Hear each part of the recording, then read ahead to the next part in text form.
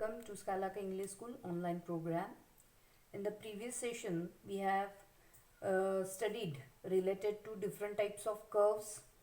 Then what is mean by segment, what is mean by line, what is mean by angle. So line segment. These some important basic terms we have seen in the previous session. Now I am going to explain in this what is mean by vertex, what is mean by diagonal, what is mean by adjacent side, what is mean by angle, adjacent angles. These some concepts are there related to the geometry that we are going to see in this session. So I have written already. See, meeting point of a pair of sides, meeting point of a pair of sides, यानी दो sides है. देखो ये दो sides है, ये दो sides जहाँ पे मिलते हैं, तो ये जो पॉइंट है meeting point, this meeting point is called a vertex. यहाँ पे मैंने फिगर दिखाई है. So these are the two adjacent side which are join in this vertex. These are the two adjacent side. Adjacent यानी जो एक दूसरे के बाजू में है, that is called adjacent. This side and this side where they meet, this is called vertex. These two sides meet in this vertex. Okay, so vertex आपको कैसे लिखना है? A B C. अगर समझो मैंने A B C नाम दिया है, तो vertex A, vertex B, vertex C. These are the three vertices. Okay, vertex is a singular, vertices is a plural of the vertex. Now there is second concept, that is any two sides with a common end point. यानी ये यहाँ पे हमने देखा this is called common meeting point of two sides is called vertex. वैसे ये दो sides होते हैं जो common point होता है जिसका, तो ये दो sides होते हैं उसे बोलते हैं adjacent sides. ये दो है adjacent, ये दो है adjacent. Okay, so any two sides with common end point, any two sides with common end point is called adjacent side, are called adjacent sides, okay, of that polygon. Next, if we draw this figure, I will tell you this A B C D E. So A, vertex A, vertex B, vertex C, vertex D, vertex E, these are all vertices. Okay, अभी इसमें adjacent sides कौन से है देखो. हाँ, B A B C, C D C B, D C D E, ED EA and AE AB. These are the adjacent side. अभी ED और AB लिखा तो ये adjacent sides नहीं है. ओके, DC और EA देखा तो वो adjacent नहीं है. दोनों एक दूसरे के साथ एक ही पॉइंट में मिलती है, वही adjacent होता है. ओके, तो ये हो गया adjacent sides का. अभी जो adjacent sides नहीं है, यानी अगर मैंने समझो लिया DE और इसका कॉमन पॉइंट है ए बी और डी ई लिया, तो उसमें ये दोनों साइड्स जो है वो कॉमन नहीं है. तो उसमें अगर वर्टेक्स हमने लिया ये डी और ये ए लिया, और ये कॉमन वर्टेक्स कौन सा है? डी और ई कॉमन है. ई और ए सॉरी एडजेसेंट वर्टाइसेस, जैसे साइड्स देखे वैसे एडजेसेंट वर्टाइसेस कौन से है? डी और ई एडजेसेंट है, डी और सी है, सी और बी एडजेसेंट वर्टाइसेस है. याद रखो vertices, vertex C, vertex B adjacent, vertex B, vertex A adjacent, vertex A, vertex E, यानी जो उसके बाजू में है बराबर तो वो एडजेसेंट है. लेकिन ए और डी या ई और सी ये एडजेसेंट नहीं है. तो अगर मैंने ये लाइन ड्रॉ की तो that line is called diagonal. So what is mean bye diagonal? When any non adjacent vertices joins together, when any two non-adjacent vertices joins, that vertex or that line is called diagonal. Okay, यहाँ पे joining के लिए जो line निकाली है that is called diagonal. तो ये pause करके ये आपको डेफिनेशंस लिखने हैं. नेक्स्ट जो है वो है एंगल है, जो मैंने ऑलरेडी आपको बताया था what is mean by angle. When two rays, these are the rays, ये एक है और ये दूसरी है. When two rays meet at one point, this point is called angle. तो ये अगर A B C ऐसे मैंने नाम दिया, तो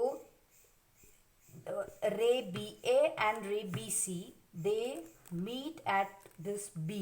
सो एंगल क्या हो गया? एंगल का नाम एंगल A B C.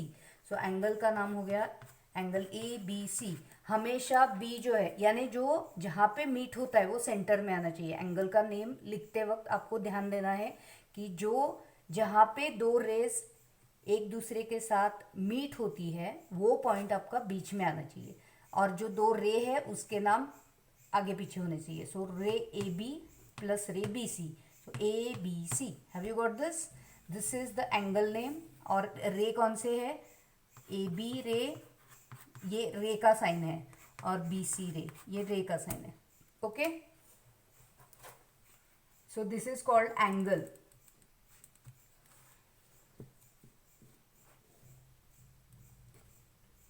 अभी यहाँ पे मैंने अगर 3 लाइन किए draw, okay, A B and C, और ये है ओ। तो आपको समझ में आ रहा है कि ओ ए इज अ रे, ओ बी इज अ रे and O C is a ray. This 3 lines meet in one point that is called O. तो यहाँ पे आपको एंगल कौन से मिले? देखो, हाँ, एंगल कौन से मिले? A O B, angle A O B common. Next जो है, जो ए जहाँ पे सब एक साथ मिलते हैं वो बीच में आना चाहिए। ये बी ओ ए लिखो या ए ओ बी लिखो, लेकिन ओ जो है वो सेंटर में आना चाहिए। नेक्स्ट जो है बी ओ सी, नेक्स्ट एंगल हो गया बी ओ सी। और उसके बाद और एक आ गया ए ओ सी, यानी कितने एंगल बन गए? 3 एंगल बन गए। समझ में आया? यहाँ पे हमें एक ही एंगल मिला था, अभी यहाँ पे हमने सिर्फ एक लाइन ऐड कर दी तो हमें कितने एंगल्स मिले? 3, A O B O C and A O C. Have you got this? How to write the angle, how to write the vertices, and how to write the adjacent sides. So we will see the next exercise, that is 4.4. Interior angle मैंने बताया था, what are the interior and what are the exterior points. So we will go to 4.3, exercise 4.3।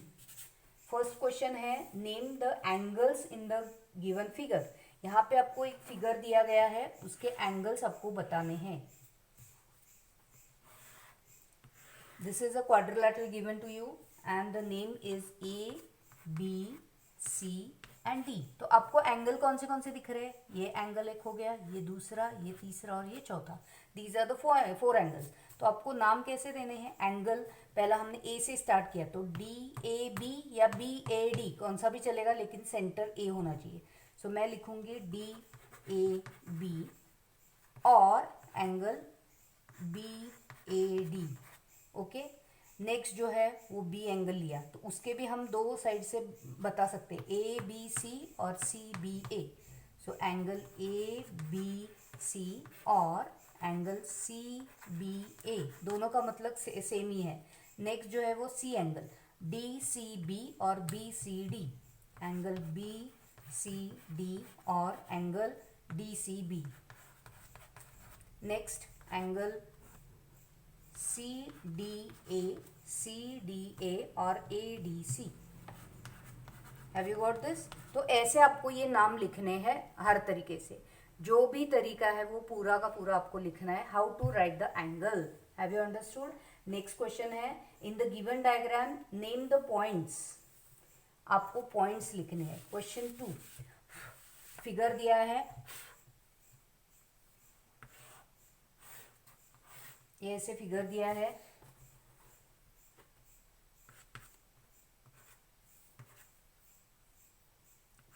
F E D A, यहाँ पे 2 point दिए हैं B O, और यहाँ बाहर एक पॉइंट दिया है सी। सी जो है वो बाहर दिया है। So this is interior and this is exterior, क्योंकि ये एक फिगर हो गई है अंदर की, तो ये इसके अंदर ए हो गया और इस फिगर के बाहर सी हो गया, ये ध्यान में रखना है। तो फर्स्ट उन्होंने क्वेश्चन बोला है, in the interior of angle D O E, in the interior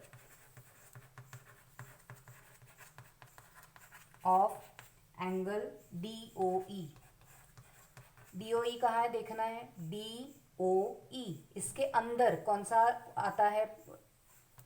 vertex ई ए आता है, वर्टेक्स ए आता है। ओके, ये जो DOE एंगल दिया है ये इसके अंदर क्या आता है, वर्टेक्स ए आता है, सो वर्टेक्स ए लिखा।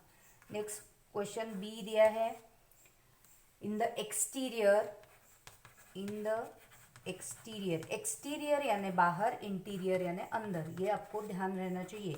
एक्सटीरियर यानी बाहर, exterior of angle EOF, this is the sign of angle, okay, वो आपको ध्यान रखना है, this is the sign of angle EOF कहाँ है,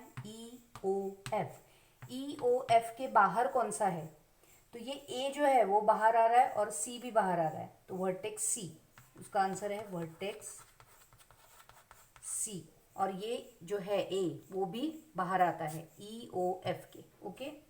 नेक्स्ट जो है C, on EOF, on angle EOF, angle EOF के ऊपर कौन सा है, B है, EOF ये लाइन के ऊपर B है, तो ये क्या लिखना है, vertex B। Have you got this answer? So these are the answer of question 2। Question 3 है, draw the rough diagram of two angles such that they have one point in the common, 2 points in the common, 3 points in the common, 4 points in the common and 1 ray in the common। तो ये आपको आराम से पढ़ो और वो rough diagram जो है वो आपको निकालनी है, मैं आंसर बाद में दूंगी लेकिन आपको पहले ट्राई करना है। So this is about exercise 4.3 that you have to solve at home, okay. Till then bye, good night.